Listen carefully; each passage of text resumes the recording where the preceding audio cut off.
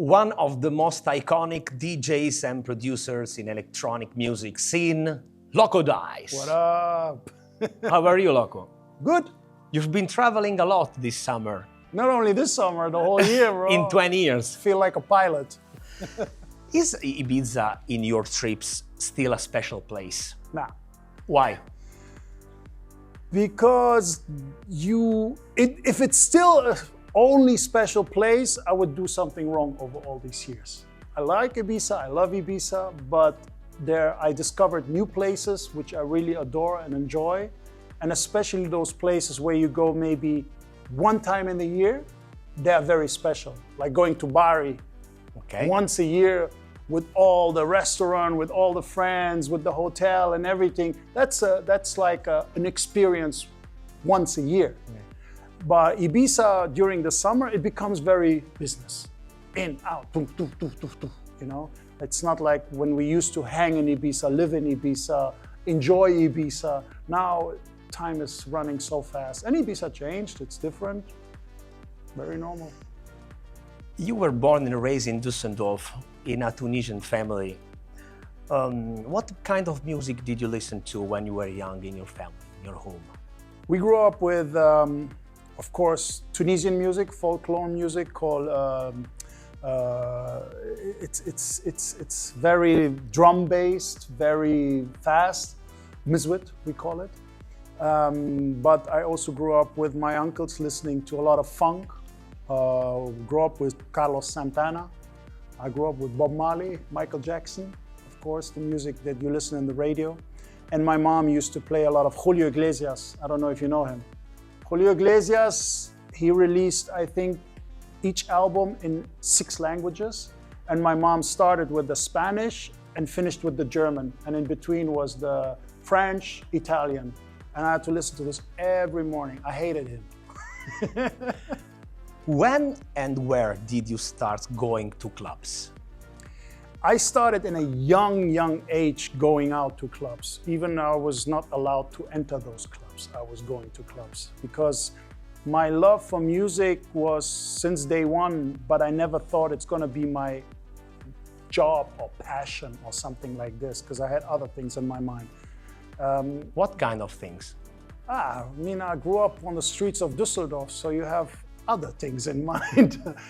And also, I think as a young male immigrant in Germany, the first thing beside making quick money is becoming a football star. That was the dream, which didn't work.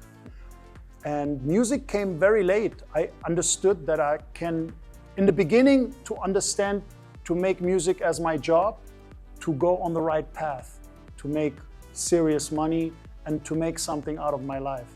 And later, and it was a passion, of course, but later it became more priority is the love for it. Do you remember your first DJ gig as a professional DJ? Yeah. I would say my first gig as a professional DJ was in the club called Rheingoldsaal at the main station in Düsseldorf. In the beginning, I was just playing in youth clubs around Düsseldorf area. But that day, I remember the main DJ, Sidney Fresh, he said to me, I think you're ready. You can do the warm-up for me. And that is like the pro DJ set, doing the warm-up as a hip-hop DJ for Sidney Fresh. It was mid-90s? Yeah, early 90s. What kind of music did you play?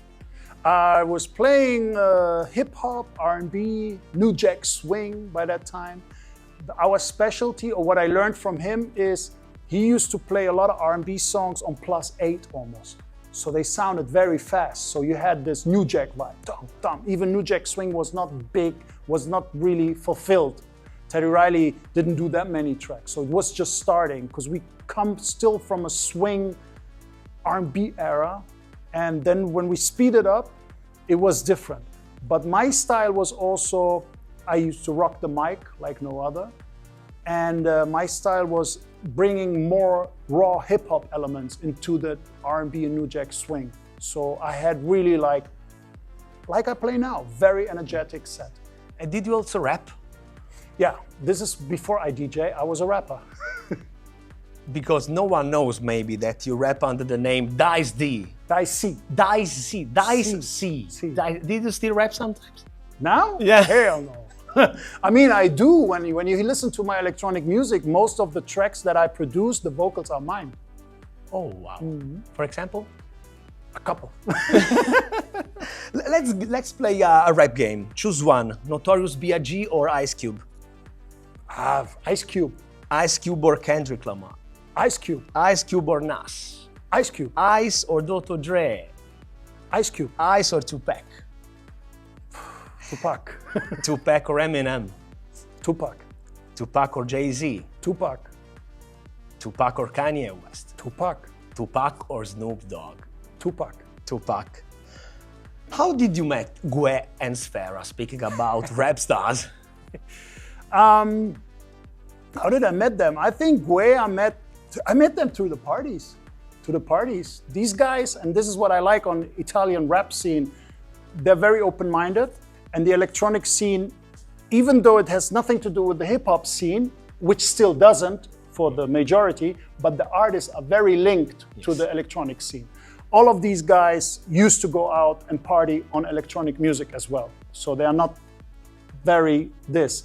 In Germany it's different, or in the United States. Hip-hop is hip-hop. Everything else is an alien.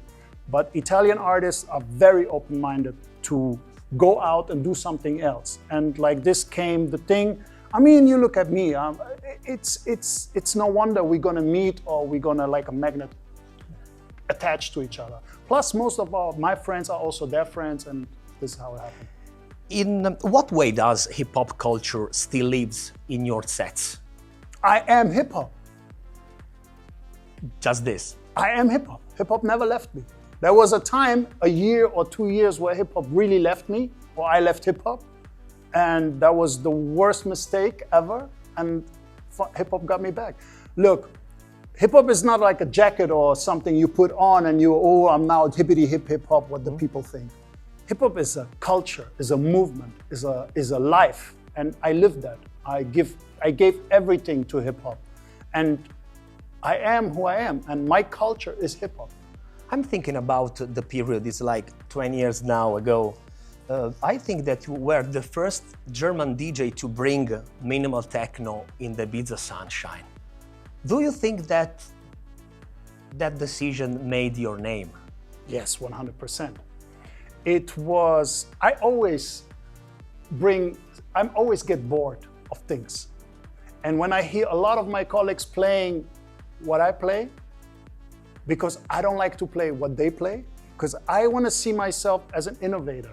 This is why I moved from hip hop to electronic music, to be an innovator, give something new, even it's very hard. And in that time, I was very successful as a Ibiza Balearic sound DJ, a lot of percussions, a lot of vocal sounds, a lot of tribal. But okay, what's next? I come from Germany, and I was always on those techno parties.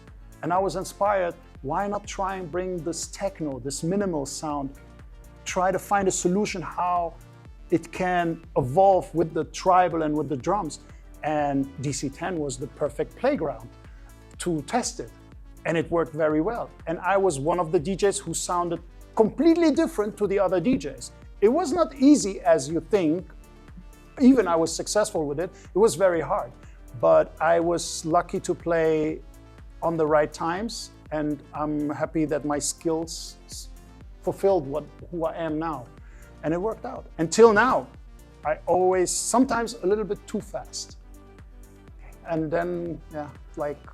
I remember those sets on DC-10 in the noon 11 daytime, when the crowd going out and back, overflowing. They gave me the worst times because I was always in fight with the owners of DC-10. Oh, why? Musical decisions. What is this music? What are you doing? Why like this? Why you look like this? Why you this? Why you that? You know, I was a trouble kid, you know? I was not there to lick asses and be like, oh, please, can I have? No, I was there and I was playing and I was saying what I think and what I feel. And for that, they had to punish me. But the punishment went wrong. So I was always in the toughest time. The time, like you said, it was Sundays at Space. So a lot of English and house people came to DC-10, discovered DC-10 for the very first time. The terrace opened at 12. So the first hour was actually great at 12 or 11. But then it became very difficult because tired people, not really energy in the room. But also then it depends. Sometimes you had the Hells Angels there. Sometimes you had a larger gay community from Madrid there. They wanted to listen to more progressive sound. So you had all these corners and the hippies in the middle and the Brits and the Germans. So you had to find a solution how to make a mix to combine everything. And somehow it worked, not from the first day, but over the time, as I was punished to that times, I found a way to do it. And with that minimal sound, it was for the people a refreshing thing, something new. So all of a sudden I had all these corners partying together. Bro, that's electronic music. And around 2006, that sound became the trademark of DC-10. Yeah, I mean, Pete Tong came then to DC-10 and decided to make a mix. I remember that mix was you and Tanya Vulcano, Exactly. and Pete Tong was introducing from Exactly. DC-10, telling story about the first time that Radio 1 catch the madness of this loony place. Exactly. Everything was the first time. I was the biggest hype because all the DJs loved Loco Dice because it was different from Tenaglia, Carl Cox. And Tanya is the queen of DC-10. She's the resident. I was also a resident, but it was the right combination. So Pete Tong had a good sense of what the time was right, when the time was right, and to do this too. And believe me, we were so nervous and actually against it. We didn't want to do it. But the guys from DC-10, you have to do it. So, okay, we did it and we succeed. And it changed your life, that set, in some ways, Yes. in that way. No, I have to give kudos to Pete for that and that time and area, and I'm very thankful for this. It shaped me, but it was a lot of hard work before and on the side. But visual, yes, that was the time. We were very nervous to know that Pete come there to record the Yeah, essential bro, mix. we were playing with vinyls on shitty techniques, the mixer. DC-10 was not what DC-10 is now. It's an underground club, walls, no roof, mixer, 2 turntables, and speakers. No phones, everyone dancing. Nothing. So that's the thing, you couldn't capture all this, you know? You were there and you know exactly what you're talking about, Yes. with the emotion and the feeling. Yes. Because you experienced that wave of changes in Ibiza. But people explaining them now, very difficult. Yes. I remember very well the people with masks going around like Oh, a yeah. carnival. We did some crazy shit. At parties nowadays, there are so many phones and fewer people actually dance. What's your thoughts about this changing of behavior on the dance floor, and what's your thoughts when you see crowd not so moving as you want? So first of all, I am not affected by this. My people dance. Right. My people also have phones. I love it because I think it's a new generation. You know, I survived all these trends and hypes, and now people live with their phone. It's just a part of them. So this discussion of phone, it's for me a little bit annoying. I understand that some artists, some artists, they raise these people with phone because they become famous from these people with phone. Me, I don't become famous from these people with phone. I might wake up other generations or other bubbles because of that phone. But my people are my people. And my people are not the phone era. My people are the club era. The people who come, pay and real party, sweat, go crazy. But they also use their phone. And when there comes a nice break, for me it's a good indicator like, oh, this track, the people like this track, the people put the phones on. Oh. And not a lot of people know, I play like mainly 80%, 90% of the music that I play are demos or my own edits or my own music. It's not released music. So the people don't know what I'm playing. The people who come to a Loco Dice show, they know it's a Loco Dice track. And most of them, like back in hip hop, you go to the DJ because he got that track. And then for me, it's a good indicator to say, oh, I can release that track because it caused attention worldwide. It's the moment when people put the phone up. It got a nice break. So I use it in a different way, in a good way. But I've never seen the phone as a bad way because, like I said, when I perform 3 hours, I don't have the storm, the wave of phones. My phones go only up sometimes, then the phone goes back in the pocket and the people, I see fists in the air. This is what I see in my parties. It's a very nice point of view. You have been part, Loco, of the Italian nightlife for 20 years now. Do you see any changes around all these years? Yeah, a lot. Italy nightlife changed a lot. I mean, unfortunately, a lot of clubs are dying. A lot of clubs are dying. I don't think that I don't want to go politics, but I don't think that there's institutions in Italy that try to help the clubs or the club scene. I think it was always, it became like for them a pain in the ass to help them or to see them, and instead they want to shut them down. Back in the day, you had so many clubs in Riccione, Kama, all these places. You had full of nightlife, you know. But I think then by the time maybe the people got old and they hate to see that the youngsters are having a good time. Maybe also the youngsters didn't behave very well, so it was not very well organized, you know. And this is the thing. But you have a lot of great festivals which are great in Puglia. You have all the future festivals and all that. You have the Kappa festival, crazy every year. So there is still some very important festivals and very important clubs, like tonight where I play Fabric. Fabric is a club, an important club for me to be in Milan because it's like the capital. And it needs a club like this. And for me, I love this kind of super clubs where you can come, big stage, big people, and you can test things out and play with the people. But also, we need those small clubs back, and we need the residents of Italy again to learn about music and education, because it's not about clack, clack, clack, fast effects and phones. We spoke about it before. Because Italy has an amazing history of musicians and DJs, huge DJs, you know. And now we have, of course, a lot of great DJs, great artists there, but I'm missing newcomers that play amazing music and not trying to kill the dance floor in front of you and to give their proof, oh, I'm the best. No, music, you know, show me your quality. So I have a couple of artists, but they are not top 100% yet. But hopefully after the time hanging with me, understanding where it's going, how to produce better, how to DJ better, you know. But I'm not a teacher. I want them to have fun, you know. I'm not the guy, you should do this or that. But if they are great artists, they will learn by themselves. Do you sign it on Desolat? Sorry? Do you sign it on Desolat, these new artists? Oh yeah, I have a lot of. I have Davide T from Italy. We have a lot of people. We had back in the day Davide Squillace. We have so many Italian artists on my label, which are great. And forgive me, I forgot for sure a couple of them. Alex Rubia. Yes. There's plenty of artists, you know. And this is what it is, you know. I always had this connection, partying, DJing, and the personal touch with them. What's the philosophy behind your Desolat label? Desolat is, it needs to succeed what I play. So all the artists know, sometimes they wait a year before the release come out. Because when I get a track from you and I tell you I'm interested in it, I need to test it, I need to play it, I need to see, does it fulfill the Desolat standard? For sure I did here and there and release which died, but most of my catalog is timeless music. If you look back what Desolat released, we got some hits.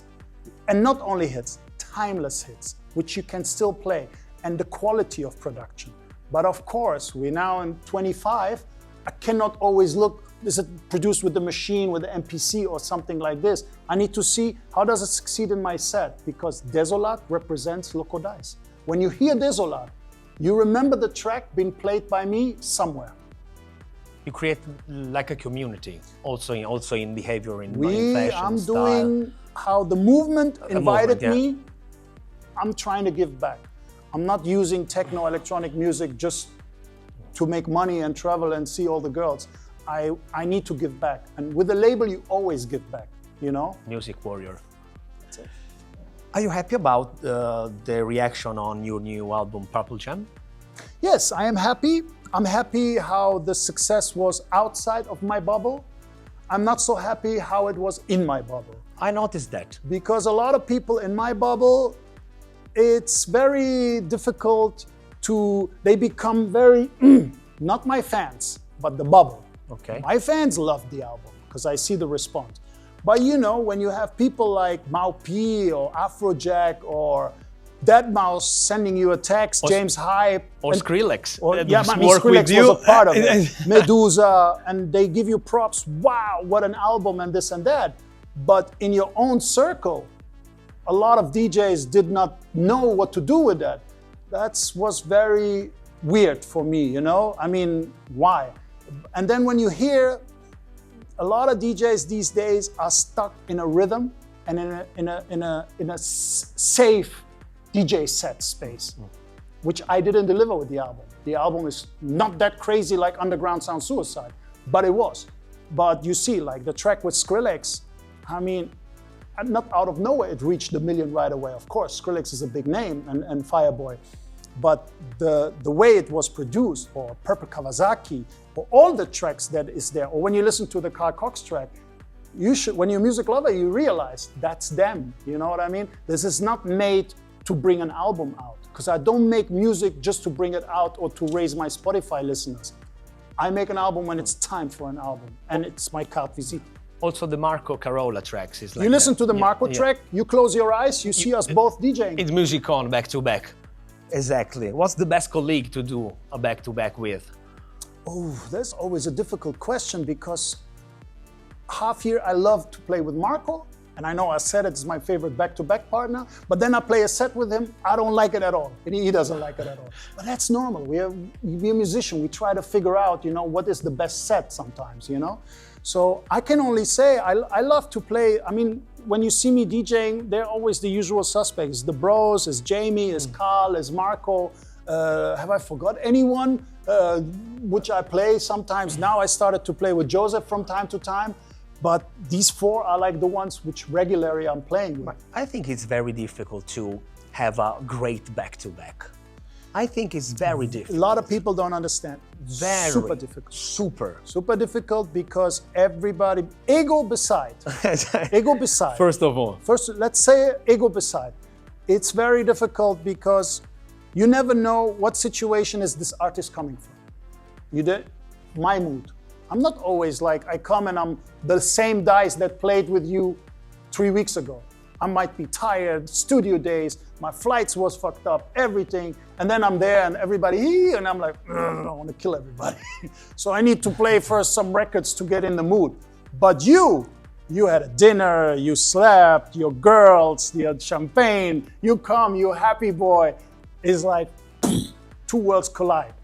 But we see, and this is the thing, we know each other. We are professionals, we are friends. So when I start to play, or you start to play, I'm like, okay, that direction, give me a moment. So sometimes a back-to-back, but this is how, when you're open-minded, that's why you go to see the back-to-back. You don't want to see a safe back-to-back. You want to see a complicated back-to-back. And sometimes back-to-backs become amazingly. I played with m2o in New York. Two completely separate worlds. I played with Fisher in Space. People, oh, how can you do that? Fantastic back-to-back, because these guys are artists and they made their homework. They don't need to play for Loco Dice, and I can't play for them because I don't have the music. But when we are two musicians with a good knowledge of music and a good library of music, we know exactly how to combine this music that we create a nice wave of 2 hours. And this is what I call back-to-back. Or you have a back-to-back partner like Carl Cox, where we want to shoot each other. One is killing the other. One makes it more complicated for the other. Ah, you playing 128? Wait a minute, I got drum and bass 151. Good luck with that. That's comes from hip hop. That's challenging. But I can do this It's not a battle. We call it a battle. Okay. We battle, and the people love it. The people, when they see it, they know exactly. They see the faces like, good luck with that, you know? And the fans love it, you know? And it fits because we know what we're doing. Last two things. Sure. What about your nickname, the story behind the Loco Dice nickname? Can you tell me the story? Loco Dice, or I thought he's coming with a Gallo Negro. No. Loco Dice. Loco Dice is very simple. So Dice was my nickname since I'm a young kid. It's not an artist name. And Dicey become like when you say Dice, Dice, Dice, hey, Dicey, Dicey, Dicey. That was Dicey. When I was a hip-hop DJ and I moved to electronic music, obviously my name was very big and I brought a lot of hip-hop people to the electronic music. It pissed off a lot of promoters and a lot of people as well. Because like, who are these guys now? When I was in Ibiza, so I was looking for a name, but I couldn't find anything. When I was in Ibiza, it was like in that transition time when I was started. And bro, I was going crazy, real crazy. And because I know most of the security and most of the owners back in the day, Fritz and Pepe, I knew them as well. Fritz was German. I thought this club belongs to me, so I can do what I want, even when I got too much drinks and other stuff. So at one point I find myself on the roof, don't ask me how I go there, and I try to rip off one of the logo, the S, the P, I don't know what it was. And I remember the security yelling at me like, what the fuck are you doing there, man? Come down, come down, come down. Loco, Dice, Dice, come down. And the other one, too loco, Loco Dice, Loco Dice. It stick, people started to call me you Loco. I came back to Germany, I said to the promoter, I got a DJ name now, Loco Dice. The rest is history. Last one. Sure. You are a very huge Juventus fan. Yeah, hate me all. No. Are you following the team? Why this passion from Düsseldorf? Very simple. I grew up in Germany, but mainly I was every summer in Tunisia. In Tunisia, my family comes from a small island called Kerkena. Kerkena is next to Sfax. The colors of Sfax is black and white. A CSS Sfax called the African Juventus. You can Google that. So somehow we got stuck with that. My family was big Juventus fans from day one. My grandfather, may he rest in peace, my uncles, it was Michel Platini, my mom, Michel Platini, blah, blah, blah, blah, blah. And then later, all the French players, Zidane and everything. So I grew up being a Juventus fan by my family. Nothing special. I am not that hype guy, I'm with Madrid or I'm with this or with that, or because Juventus was the top team. No, I grew up with Juventus. And it became, look how everything comes together. My career blew up in Ibiza, in Italy, and I had an Italian team. And those Italian players came to party in my club. And the love with me, between me and Juventus is till now. Look, I've done the line for them. I saw you modeling for Yeah, Juventus. I did the modeling for the new line of Juventus. They chose my track when Ronaldo came with the new kit, with the pink one, the scandalous kit. You know, I made the track for it. So between me and Juventus, that's the love. I was suffering when Juventus had to go down to the third division and go back. It's normal. So I have a shitty team in Italy and I have a shitty team in Germany, which is Fortuna Düsseldorf, second division, fighting for everything since life. That's my life. All the Napolitanos hate me for this, but I love you all. Are you following the team now? Yeah, I was just now, Champions League versus Dortmund, I was there. It's a new team. I'm very happy about the situation. Tudor is a great trainer, I think. Hopefully, you never know. Juventus is a story, you know. She's an old lady, so the horse needs to be, somebody comes and knows exactly how to ride that horse. Juventus' nickname is Old Lady. Thank you, Loco. Thank you so much.